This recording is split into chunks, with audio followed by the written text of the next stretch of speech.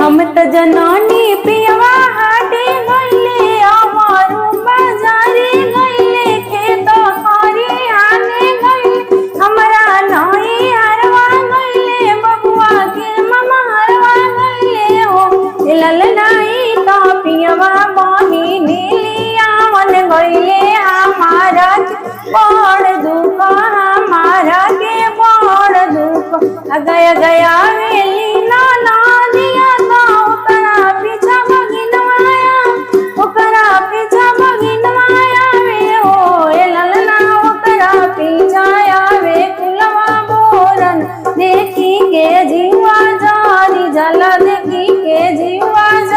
कहाँ बैठाई बोना ना दिया तो कहाँ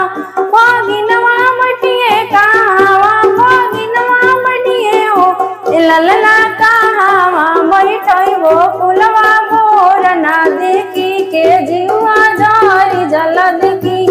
जीवा जारी जल अंगन बैठाई बोना ना दिया तो घर में भगिनवा मटिए घर भगिनवा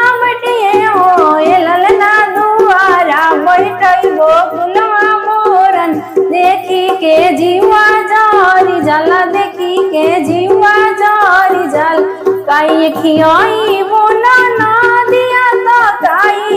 भगिनवा खाई काई भगिनवा खाई हो ये ललना काई खियाई